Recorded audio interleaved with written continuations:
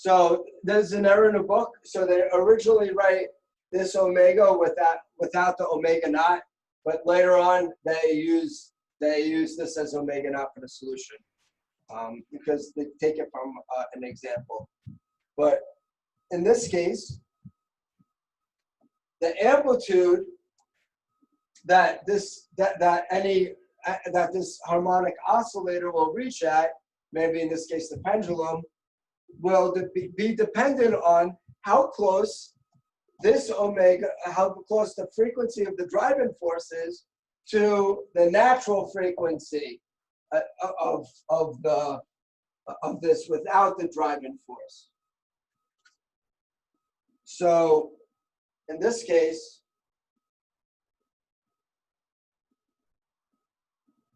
and this makes sense, right? Imagine if I apply a force, I don't go in concert with the motion, but I apply a force that's opposite or doesn't go with the motion, you're not going to transfer the energy from you're not going to transfer the energy from your hand into the motion into the motion of the pendulum or whatever object that you're driving. And it'll come out to be this.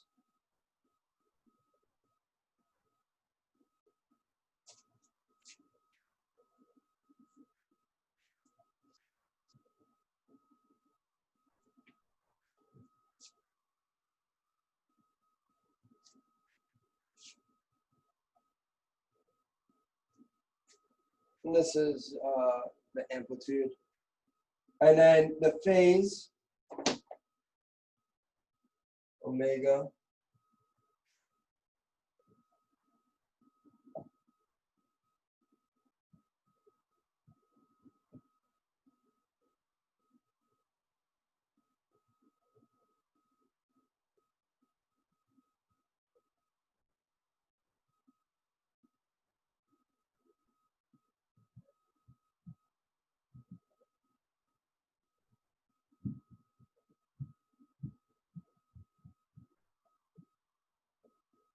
Be given by these functions.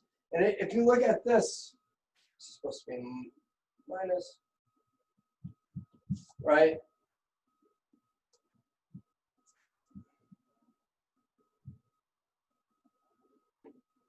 And when omega is equal to omega naught, we minimize the denominator, and that's when we'll get the maximum amplitude. Now, what it'll look like is, let's say if we drew a graph of the amplitude versus omega naught, let's say omega naught is right over here, and we draw for different omegas. You know what? They wrote.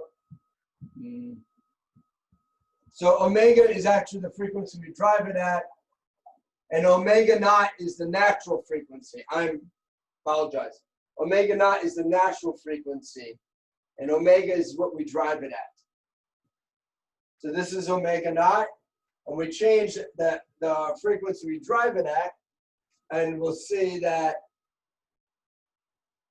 it'll look like this. So the amplitude will increase dramatically when we approach omega naught. And this is because of this term over here. Now, if V is very large, is much larger, what will happen is that we'll spread out let's say if we increase B, what will happen is that we'll start increasing the range that will apply, that will, this amplitude will increase at. But it won't be as strongly increasing over here because we're increasing this denominator.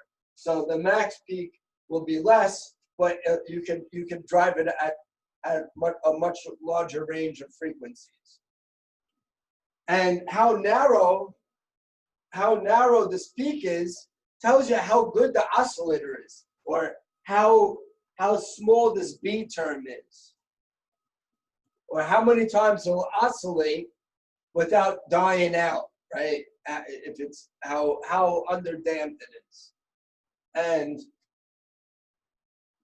And this is known as a Q factor or a quality factor, right? The lower this B value, the higher quality of an oscillator it is. The longer it'll keep its energy for, right? And the sharper this peak will be. And this is used in physics all the time. So we'll end there. Any questions on this chapter so far? Anything that I wasn't clear about or that needs clarification? Okay. I'll post this online today, later today, and then we'll meet Thursday for the last lecture, and Tuesday will be the test. So take care, guys. All right, Professor, take it easy. Bye. Professor, Yes. what's the right now? What? You just said right. When are we gonna meet again? Thursday. Thursday, and then we're gonna have the Final Tuesday. coming next Tuesday, right? Yes, correct. Wait, what time are we meeting this Thursday?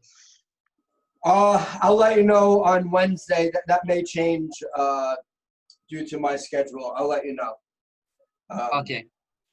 Just keep your mornings open. You know, like we would, as if we would have lab class, and it'll be sometime between